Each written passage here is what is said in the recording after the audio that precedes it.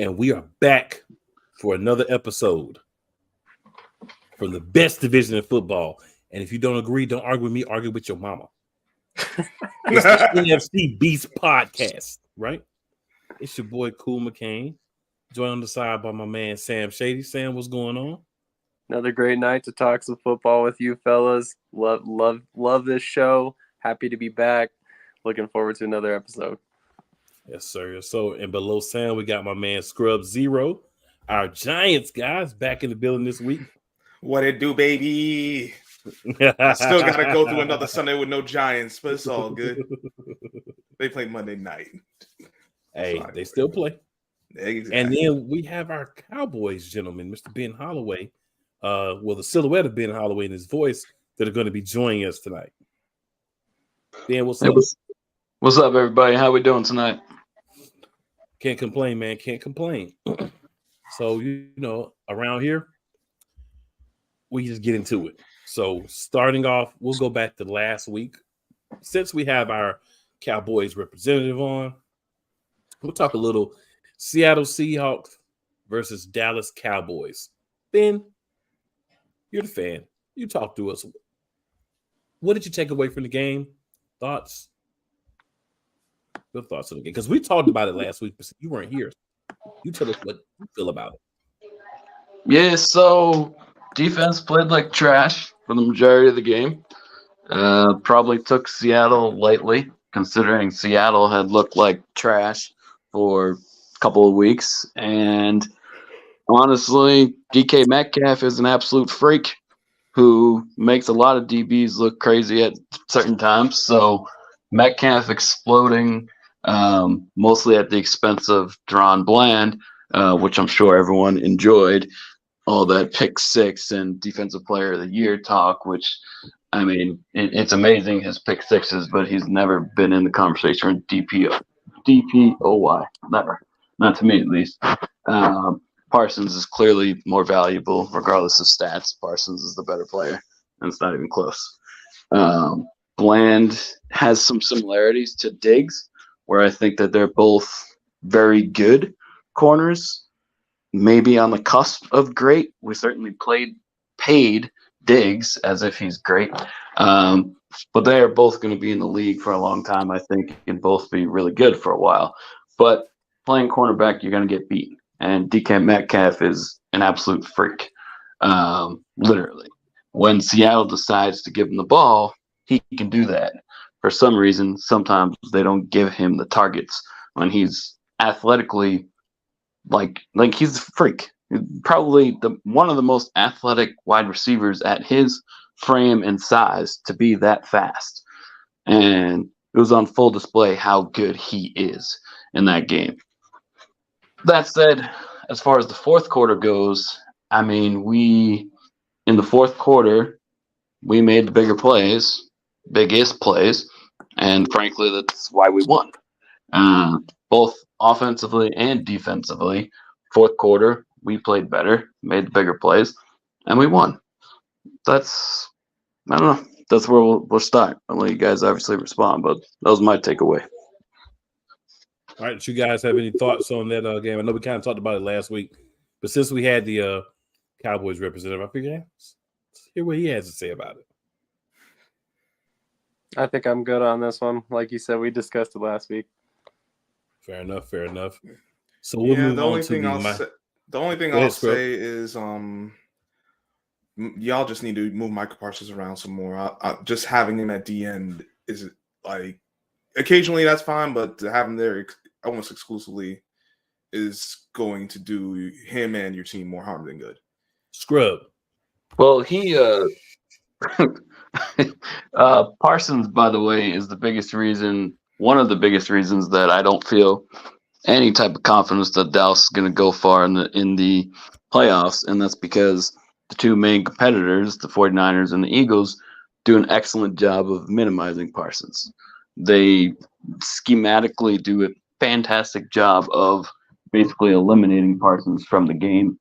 And when your best player on your team is a non-factor, which is basically what the Niners and Eagles do for Parsons, that's going to be a big detriment. So All right, now that Scrub has brought that up, I was kidding. We'll move on to the Dolphins at the Commanders. So, interesting game. The Dolphins put up a 40 burger. It was 45-15 on the Commanders, which may be a reason why neither one of our Commanders guys were inclined to appear tonight. Just speculation. No truth, just speculation. But, Sam, we'll start with you. We'll just swing around. What are your thoughts on the Dolphins-Commanders game? Man, I mean, it's funny how the Dolphins look like an absolute juggernaut at times on offense, and this was one of those games. Kind of like the Cowboys at times this season, they're beating up on an inferior opponent. Washington just cannot hang with Miami's offense. There's simply too much weaponry on this team. I mean, if you look at every position realistically on offense outside of maybe tight end, Miami's got top 10 talent essentially around the roster. So to see them beat up on Washington wasn't necessarily a surprise. To see a 30-point gap was a little bit of a surprise. But other than that, I did ultimately expect a loss here. So, just more of the same from Washington. Again, they need to get an offensive line. If they do that, I do think they're going to be a contender next season. So hopefully they can get it done this offseason. Scrub, what do you got, man? Scrub, are you there? All right. Maybe Scrub's not there. Maybe he's lost in the multiverse. Ben, what are your thoughts? Yeah, I think Sam laid it out pretty good. Miami and Dallas have both beat up on inferior opponents. And by beat up, when they play inferior opponents, they absolutely destroy them. They don't win by 7 or 10. They win by at least 20. And that's what we saw over the weekends. Frankly, we don't know how good Miami or Dallas is because they haven't beaten anyone. So we're going to find out. But as of right now, anybody who's predicting Miami or Dallas in the Super Bowl, you need to get drug tested. They haven't beaten anybody. Neither one of them. See, I like what Miami does against the teams that they beat. Right? They're aggressive. They run the ball well. They get Tyreek Hill going early, and Tua is able to stand in the pocket and make the right throws. I think the issue they have is Tyreek Hill's arms get a little shorter when he's getting hit over that middle. Has a little bit more of a tendency to drop the ball when he's been tagged a few times. And the defense seems to be improving right now. They have all of their pieces back. So early in the season, they didn't have all their pieces. So when you don't have all your pieces, that's always going to, kind of hinder you, especially against the better teams. I agree they haven't really beat a team that you would consider one of the better teams yet. But at the end of the day, they'll have another opportunity. So it's just a matter of if they take advantage of those opportunities when they present themselves the rest of the season or not.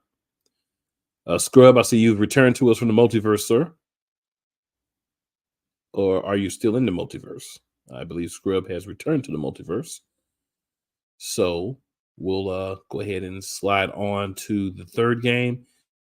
And then once Scrub returns to us from the multiverse, we'll get his insight on both. All right, so the third and final game of this past week involving a team from the NFC East, as the Giants were on bye, is the shellacking and the mollywhopping that the San Francisco 49ers placed upon the Philadelphia Eagles. So, Ben, as the rival of the Eagles, we'll let you talk first. What are your thoughts from that particular matchup? Well, I think the 49ers came out on a mission and were probably more, I don't know if focus is the right word, but certainly seemed like they were more locked in and I don't want to say wanted it more because I don't think that would be accurate, but they came with a certain type of intensity that, frankly, I don't think the Eagles matched. By the way, I did miss the first couple of drives when they only scored 6, which I heard all week, and of course it's true, would be a different story if it was 14-0. But after the Niners offense got going, there was no stopping. I mean, 6 touchdowns in a row. I mean, clearly they got rolling and y'all couldn't do anything about it. Do I think that the Niners are that much better than the Eagles? Absolutely not. They played that much better for that one game and dominated that game. And Deebo Samuel is a problem. Like Deebo, and it's like he's the engine. If he gets going, you're not winning that game. It almost seems like he's like the Energizer Bunny. And once it gets going, you ain't gonna stop him, and you're probably not gonna stop the team. So I was surprised by the amount that they won by, and came away slightly impressed. But at the end of the day, y'all still almost won the Super Bowl. So the whole revenge thing is a whole bunch of nonsense. Y'all won a game to go to the Super Bowl. They won a week 13 or 14 game. So that revenge thing is that's not a thing. I still think the Eagles are going to be in it at the end, and I think that there's going to be a repeat NFC Championship game. Where that game is up for debate, but I think it's those two in the end, given relatively good health. All right, so Scrub has returned to us from the multiverse. He made a couple of trips, but he's back. So, Scrub, if you have any thoughts on the Dolphins Commanders game, feel free to drop those, as well as your thoughts from the 49ers Eagles massacre on Sunday night. All right, so for Washington and the Dolphins, the score was kind of what I expected. But Washington kind of they got steamrolled early on that first quarter. Van Ginkel, like, who the heck is this Van Ginkel dude? He got a sack, got the pick 6, and it looked like once again Ron Rivera's defense just like, all right, you got rid of old boy Jack Del Rio, but you had a few moments defensively, but for the most part, it's more the same. And offensively, there's only so much they can do because the offensive line has their issues. They tried to run the ball, but they fell behind too early, and they had to really throw it. And I only watched the first half anyway because by halftime it was pretty much over. As for the Niners-Eagles game, I think it was more about what the Eagles didn't do than what the 49ers did. Because the 49ers were just able to play their game. They didn't have to really make much adjustment once they got going. But it didn't show me anything like, the Niners, like, we've seen this from the Niners all season. When they get going, they go. When they don't, it's a different story. I think there wasn't a lot of pressure on Purdy. So that also helped, but it is what it is. Niners, I hope you enjoyed your Super Bowl, your Week 13 Super Bowl, because I only take so much out of it. It's one game in a 17 game season. I still don't know it. I still don't know if they're gonna do anything once the playoffs come, because I didn't see anything I haven't seen, or that would make me feel confident that says, all right, the Niners figured it out. Same for the Eagles. It's been the same issues all year. Against for a team like the 49ers, it caught up to them. It showed relatively quickly. And, well, now y'all got Shaq Leonard, so hopefully that helps out. Sam, what you got? Well, I think you guys put it very well when you said that this didn't teach you much about the 49ers. If anything, I think this told us more about the Eagles and where they stand right now. Let's not get this twisted. We are not the worst 10-2 team ever. But we do have flaws. I mean, any Eagles fan who's paying attention will tell you that, and this game showed a lot of them. We could not run the ball against the 49ers front seven at all. Basically collectively as a team, we were somewhere in the 2.5 per yards per carry range, which is just disturbingly bad, especially from a team that's got all this talent that we have on offense. We forced Jalen Hurts to throw it 45 times because we were behind all game. That's not the recipe for success with this team, and we certainly have to do a better job on defense. We let this 49ers offense essentially dictate not only the pace of the game, but whatever they wanted to do, it was like we were allowing them to do it. So it's one of those games where it's really disappointing to see, considering we've gone through most of the season able to overcome adversity when it has been thrown at us. But, we knew a loss was coming at some point this season. I think that a lot of us had this game circled as the potential game for that loss. But ultimately, I expected us to be a lot more competitive, and realistically, that's where I think we learned a lot. Come playoff time, I hope we get some issues cleaned up, because I think this game could flip flop. We could be the ones dropping a 40 burger on San Francisco, but we'll see. I mean, a lot has to be answered from now till then. Sam is a very nice guy, y'all. Not a very nice guy. So San Francisco 49ers fans, come across this video, I just want you to know one thing. Congratulations on winning your Super Bowl, as Scrub Zero already said. It's hard to win 2 Super Bowls in 1 year. You definitely took this game infinitely more serious and personal than the Eagles did. I know Sam feels as if the 49ers dictated the game. I feel as if the lack of competence by Nicky Tight Pants, our head coach, and BJ, the offensive coordinator, is the reason why we got spanked. It's not necessarily the reason why we lost, but it's the reason why we lost the way we did. You go down, first drive of the game, you get in the red zone. What do? It felt like we did the same play 3 times. And then we kicked a field goal. We come back down. We're moving the ball great. Stop them again. Moving the ball great. We get back in the red zone. Same crap.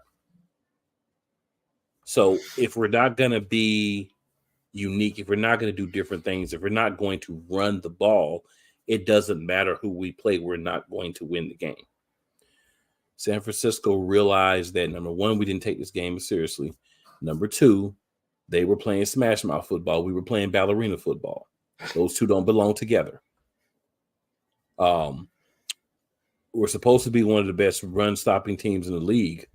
But guess what happens when your offense is inept and doesn't get points on the board and doesn't hold the ball and doesn't run and keeps going 3 and out and 3 and out and 3 and out? Your defense gets worn down, right? A lot of people have attacked the Eagles' defense. A lot of people said the Eagles' defense was better last year. If you think that, then you definitely did not watch the games last year. 5-yard off press coverage almost the entire game for a whole season is not the way you win. Now, we had better athletes last year at the safety and linebacker position, so they were getting picks. They were making some of the plays that are not being made this year, but that's a personnel decision. So a lot of people have been slobbering on Howie Roseman for all the great work he did, but they forgot that the one important thing is what? Linebackers. The years that we went to the Super Bowl or won the Super Bowl, we had quality linebacker play. We also ran the ball. So there's no linebacker that's coming in that's going to save the day. Shaq Leonard will be better than what was out there last week. I'm not even going to say their names because neither one of them really deserve to be on the team, but we could get rid of both of them. But he's better than what was out there last week. I so wish that Nakobe Dean had not gotten re-injured and he was able to play, because we'd see a lot different from that group. I said this earlier, and I'll say this again. One thing I want everybody to think about: the Jalen Hurts of the defense is out after a stress fracture on his foot. So the person that spent all offseason, all preseason, calling all the plays for the defense, getting everybody in the right positions, is out. So you have the Marcus Mariota of play callers calling the plays on defense, right? And yeah, David Carr, the guy who's had a billion concussions, thinks that Marcus Mariota should be playing over Jalen Hurts. But I mean, we all know CTE is real, and that's all I can really say about that. But I just, the thing is, you lose games, but it's the way you lose games. I was just gonna say that might have been the dumbest sports take I saw all year long.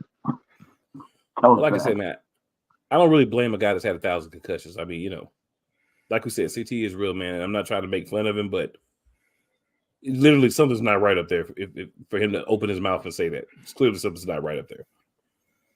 Any semi-sane person can see that that's not the case. But the biggest thing is the synergy between the two sides of the ball. When the offense doesn't perform, the defense looks worse because this is a defense that was built, and this was organizationally, not by Sean Desai. This is a defense that was built to maintain while we have a lead and force teams to be one-dimensional and then attack, get interceptions, do other things you can do when you're up a bend, not break type defense. So now we're asking people who weren't necessarily brought in to play the type of defense that we need to play because we're not playing the same way that we did last year. We're blaming that on the defensive coordinator. Let's also look above him to the people who brought in the pieces, right? Kazir White, it wouldn't have cost a lot of money to bring him back, but we didn't. We didn't really have a second linebacker the whole time anyway. So you could have played him and Nakobe Dean together, right? But we didn't. Free agency, trade time, all that. We didn't go and address the linebacker position. So you know what? We've kind of put ourselves in this position. Shaq Leonard, I just hope you come in, man, and they let you loose and just say, just do what you do. Attack the ball. I hope you start because the guys that are on the team beside you, on most teams, would probably be on a practice squad. So we'll see how things go this week. But I think that we will be better. And I want to also shout out Sean Desai. He gets a lot of slack from a lot of Eagles fans. He's not going to get slack over here. Sean Desai got on the mic and said, it's my fault. We got to be better. I respect that. I don't respect the other two clowns who, I think we do need to run the ball more. But, if we do this and we run the RPR and we do this. No. If you shut up, go in I form big, actually bring in guys who can block at tight end, because the big Albert O guy that everybody's talking about was so great and was going to do so many things, got manhandled. You hear me? Manhandled in blocking. And it doesn't matter if the running game is working or not. You always run the ball. When you become one-dimensional against a defense like San Francisco, what do you think is going to happen? So a lot of foolishness. And I'm not taking anything away from San Francisco, but I'm saying a lot of foolishness from the Philadelphia Eagles side contributed. And this has been a season-long complaint. And if you don't believe that I've been saying this, if you go to youtube.com/@Eagles Elite Podcast, you can go back to any episode this year and you can see I didn't just start saying that this week. I said that while we were winning too, because you have to look at it and say, just like Miami, just like Dallas, just like so many teams, you can beat the teams that are less skilled than you doing this type of thing. You can beat a Kansas City team where the guys are dropping the ball left and right, playing like this. But you can't beat like a San Francisco. You can't beat a Baltimore. You can't beat some of these teams, maybe even a Detroit, right? You can't beat some of these teams like that are not going to make these mistakes if this is how you're going to come out and call plays and play. So Philadelphia, man, gut punch, Nick Sirianni, Brian Johnson, I need more. I've been telling y'all the year I need more. Don't get to Jonathan Gannon from last year level. You don't want to get there. That's all I'm saying.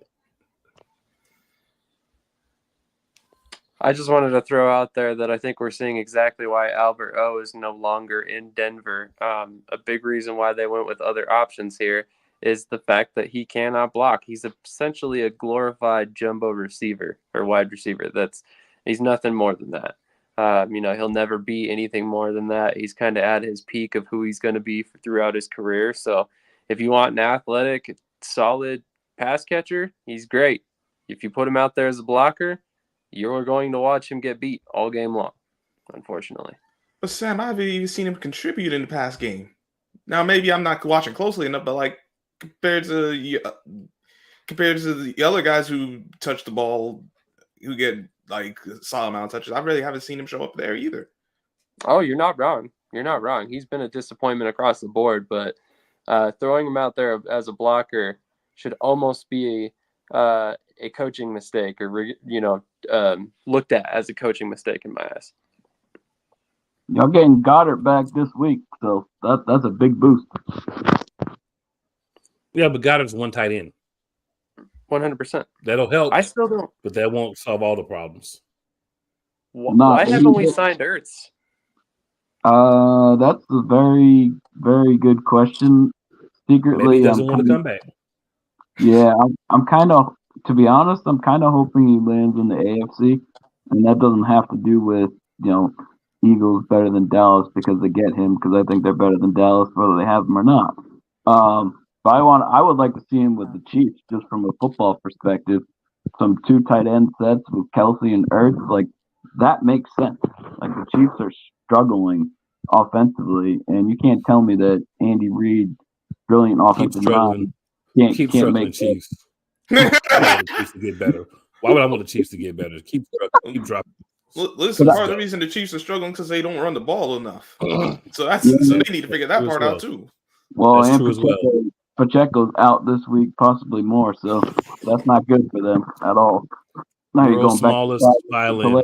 I do not care if the Chiefs are last place in the NFL. I do not care. World's smallest violin for them.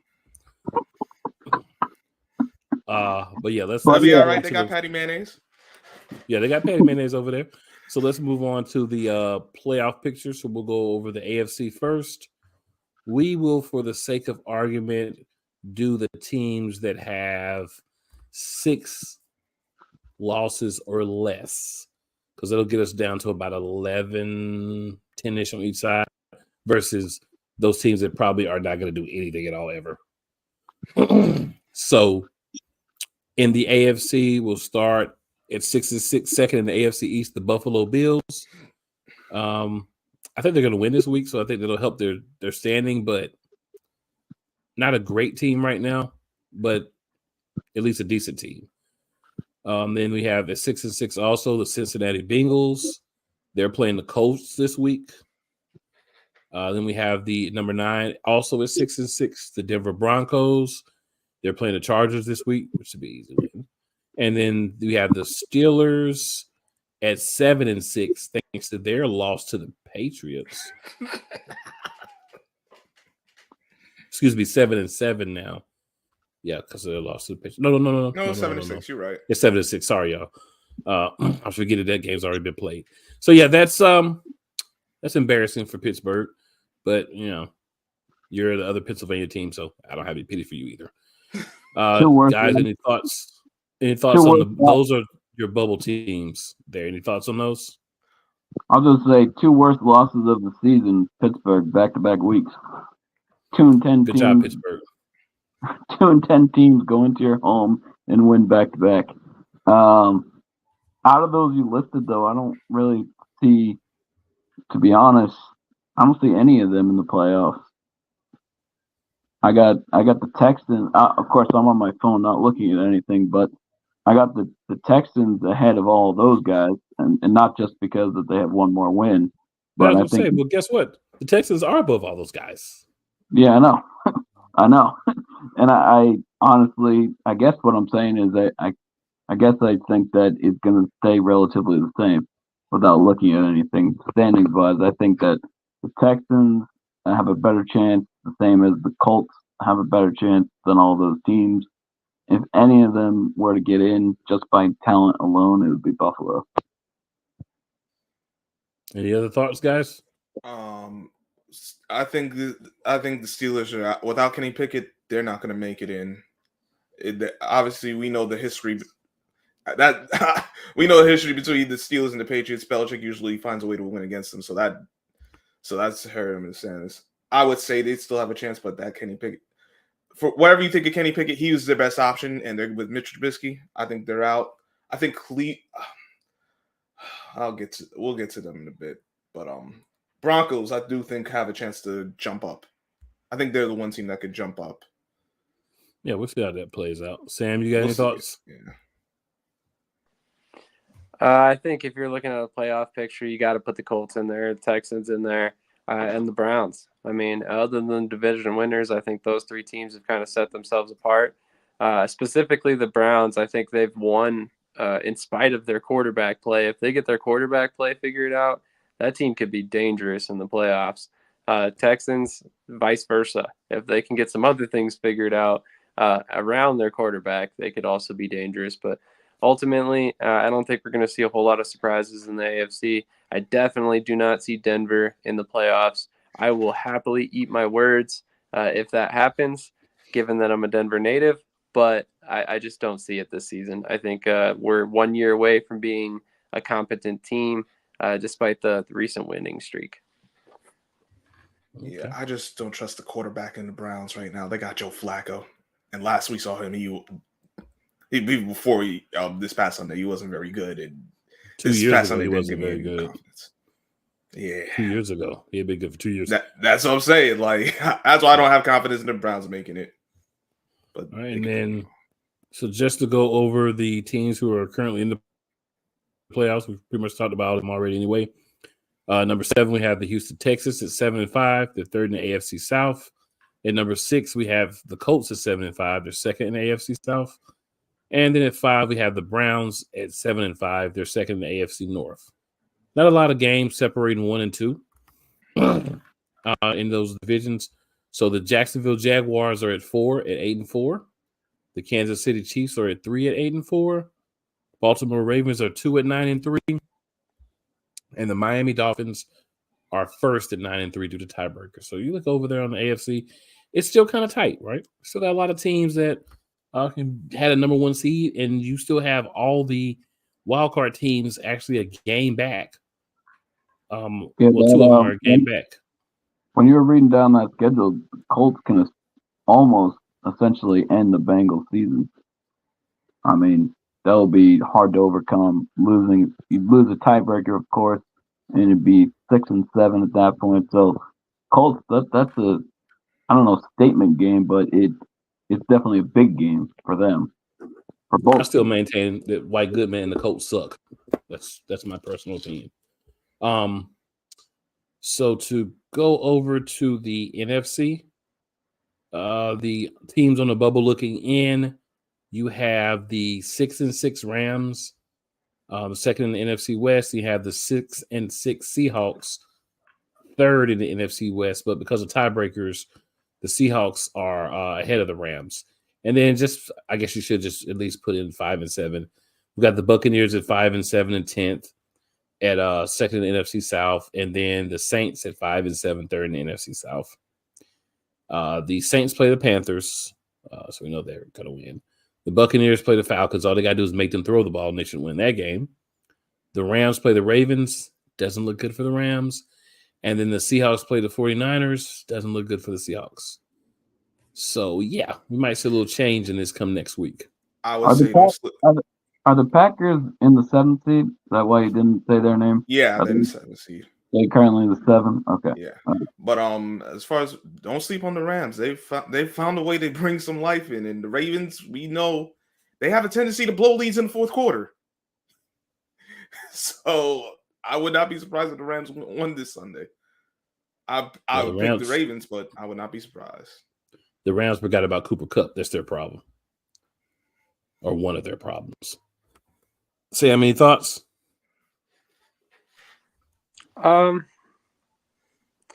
Honestly, the NFC East is kind of like so muddled at this point that it's hard to say who really gets in. I want to say my gut feeling is probably the Rams. I like what the Vikings are doing, despite the fact that Kirk Cousins is hurt.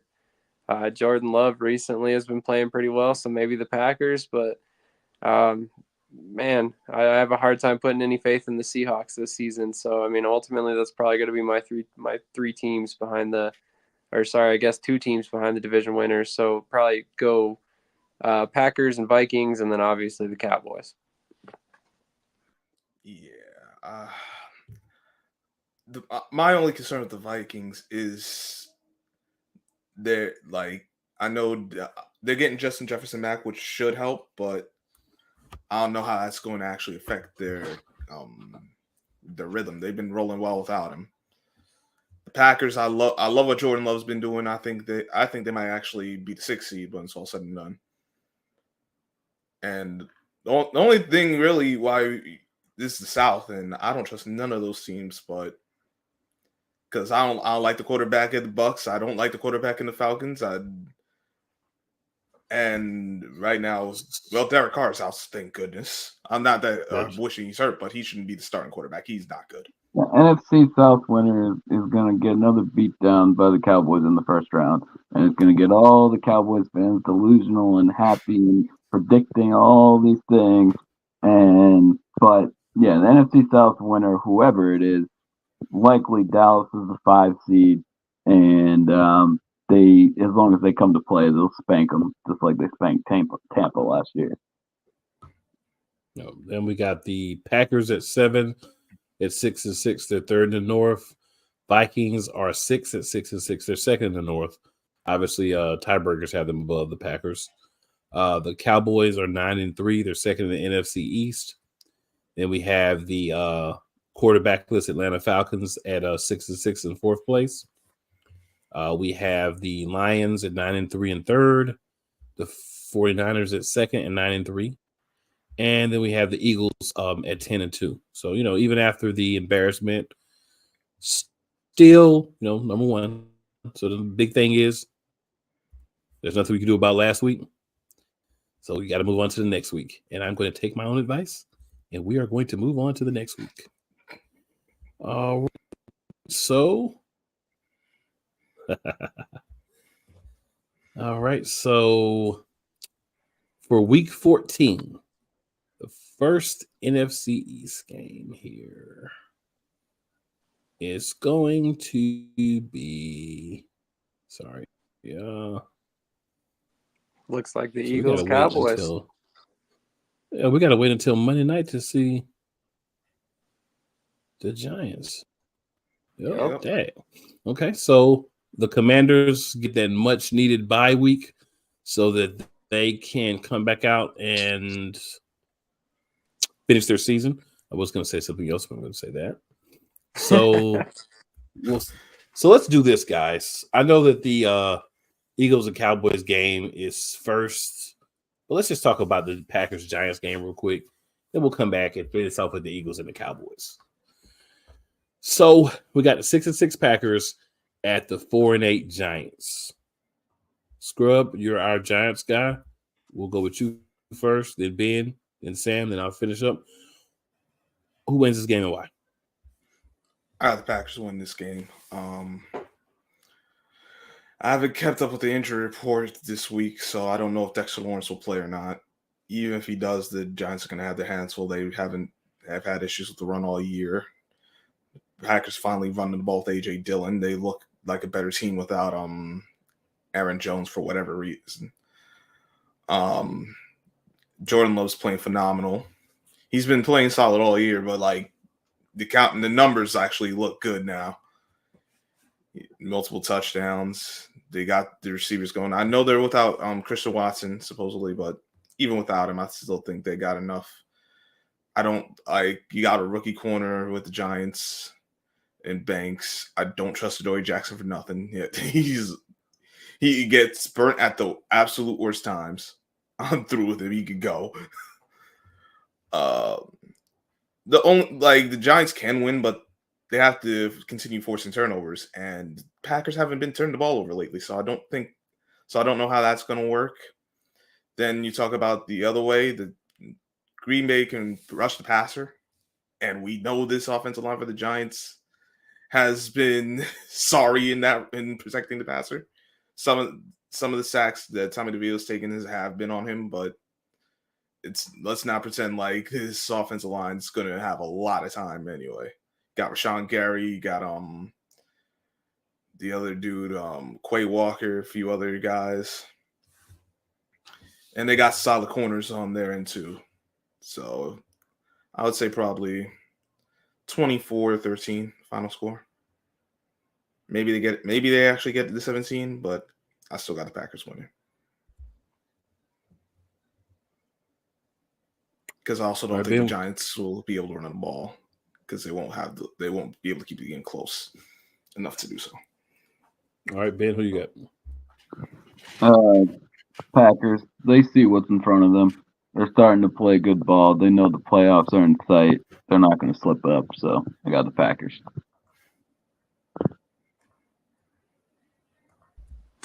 I got the Giants. I think the Giants are going to come out hot in this one. I can't really give you any good reason why I have that feeling. I just have a feeling that this is one of those games the Giants are going to come out to play for, and I ultimately think they'll get the win. I think it'll be a close win. I definitely think it'll come down to like a last play type situation, but I could definitely see them winning this one by like a field goal or a single touchdown. I'm gonna actually I'll put this as an upset alert. I'm going to pick the Packers, but I could see the Giants finding a way to just stumble themselves into a win. I mean, they've found some ways to play good the last couple of weeks. They've had their bye. So, maybe they come out and they just have had that extra time to plan. And, the coach of the year last year, maybe he's able to come out with a good enough game plan to be able to dissect Green Bay and get a win. But I am going to pick against the Giants, but I could see this as an upset. All right. And then, ladies and gentlemen, boys and girls and children of all ages, we are here for our main event, matchup of the week. We have the Philadelphia Eagles coming off an embarrassing loss at 10-2, going not to Dallas because this isn't the team doesn't play in Dallas, but to Arlington, Texas, to play the Dallas Cowboys. So, Scrub, you are the only party here that does not have a vested interest. So I'd love to hear from you first. Well, I have an interest in shutting the Cowboys up, so I do have a bit of a vested interest. But in all seriousness, I'll take the Eagles. These are the kind of games that Dallas has historically dropped.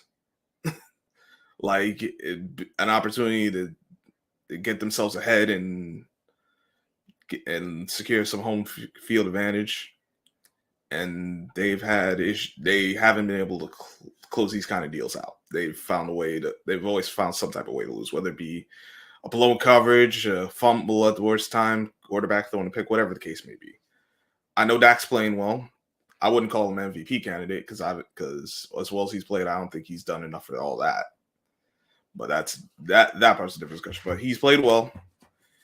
You guys are gonna have to get pressure on him early, which I think the Eagles will do. I think the Eagles will finally have won that game we've all been looking for. Just I got no basis behind it. It's just gut feeling. But all I know is that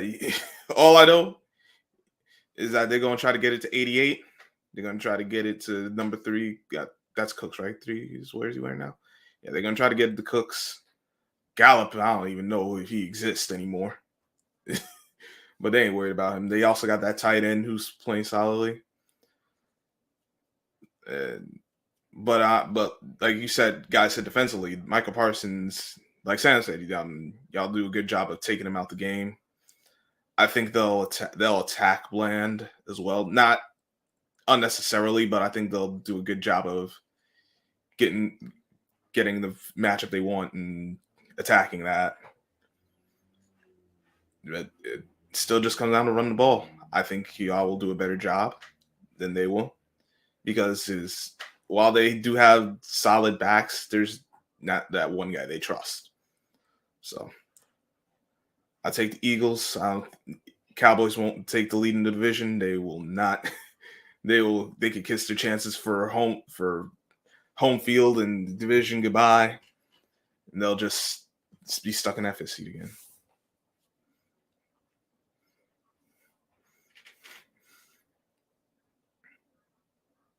Muted, cool. Oops. Sam, I'll go with you since there's 2 of us, and then we'll go with Ben. Sounds great.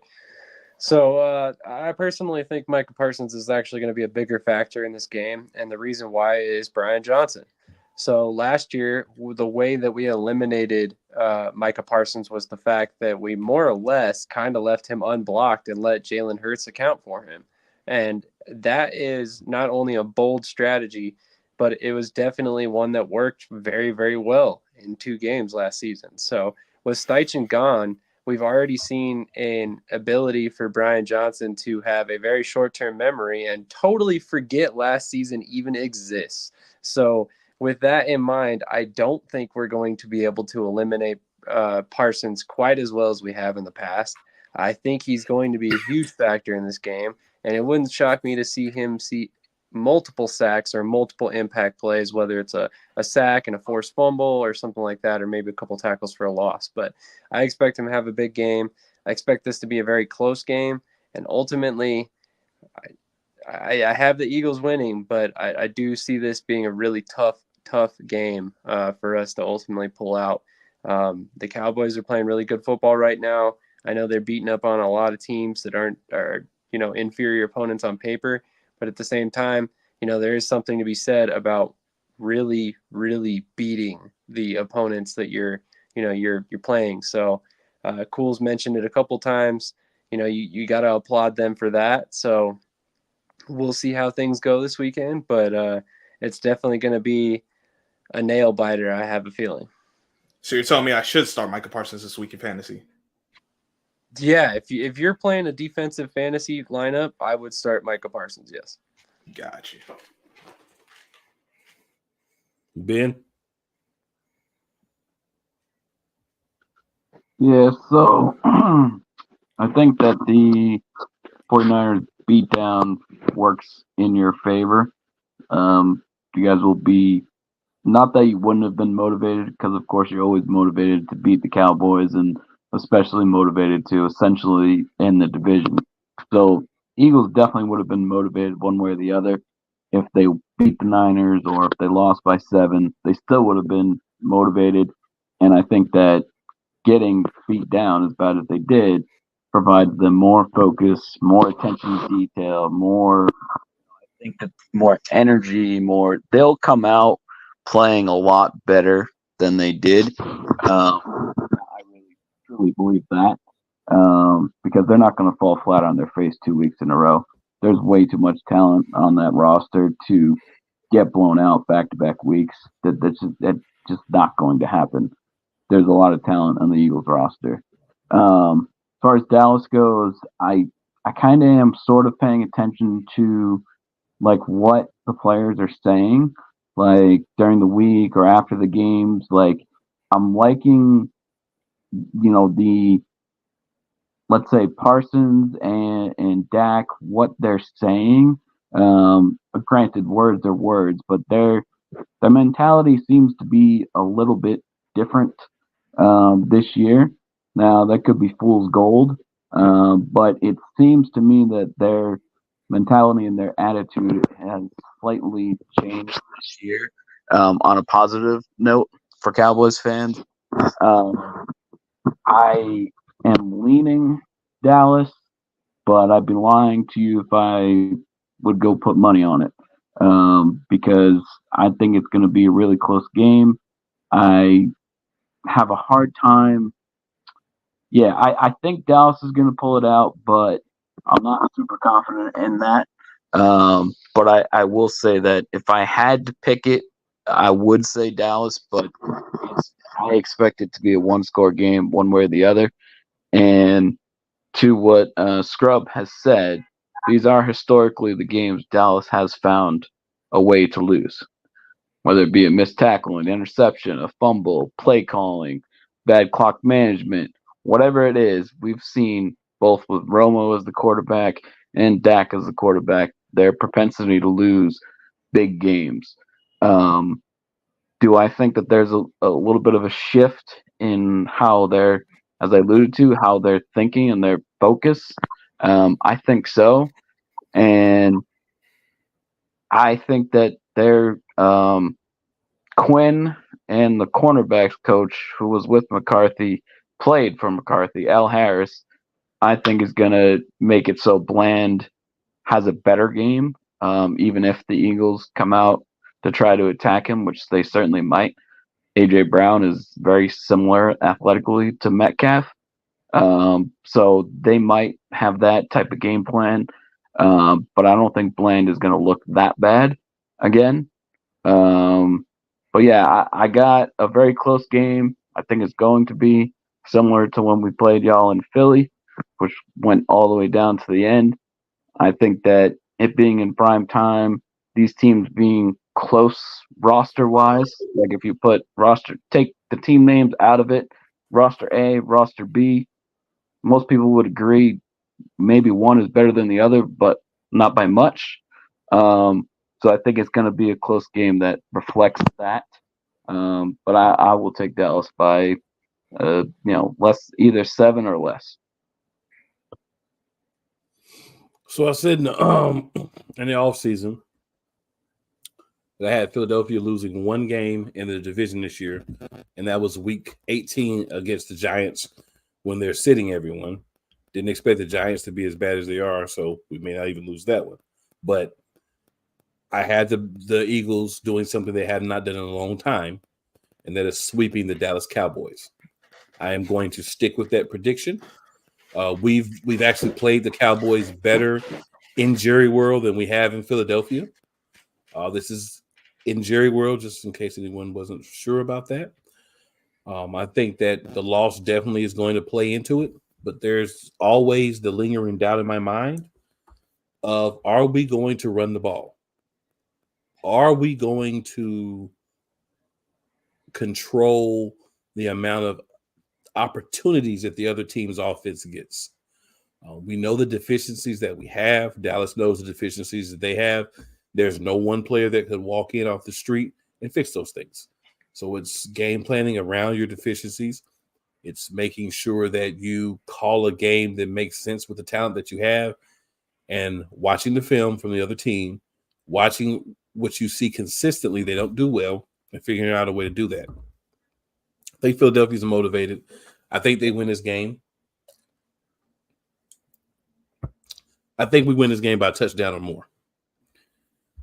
And the reason I say that is I don't think we want it to be close at the end. I think we want to finally have a game that we actually have a big lead. So it's not, we got to stop somebody with 15 seconds left and they're on the 5-yard line. So I think we get a fairly good game. I think Philadelphia actually comes out early, gets the scores, not field goals, but actually touchdowns. And then we kind of do the back and forth, no one scoring, and Dallas gets some points, or vice versa, or however that works. And then we get down to the end, and Philadelphia's got about 10-point lead or something like that, and we get us a good win. Not a dominant win, but, a good solid 10 or so point win.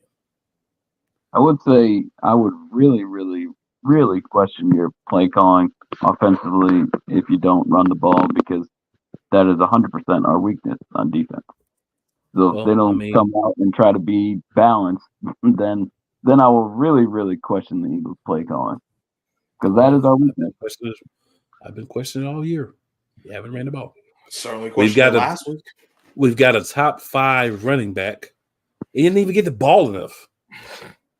Yeah, absolutely. But I no point to continue to talk about what we know is not going to happen.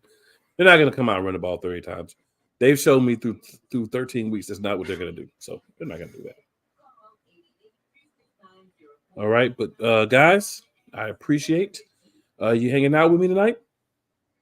Appreciate you having us. No problem, man. Any last words before we get out of here for the evening? Question. Fantasy football, one guy that's going to have a great weekend this weekend that isn't a superstar. Chuba Hubbard. I like it. I wish I could tell you. I'm still trying. I'm hoping one of my guys to show up. I'll say Dobbs on Green Bay, given Watson's injury likely keeping him out. I think Dobbs has a big game. Any last words, Scrub? Shout out to Jordan Love, man.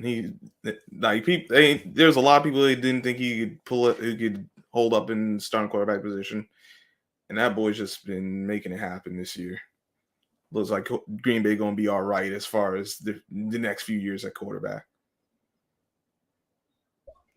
WDRB Media. Check me out Sunday morning, 12 noon, right before your game start, talking all things sports. That being said, y'all, we're getting up out of here for the evening. We'll holler at y'all.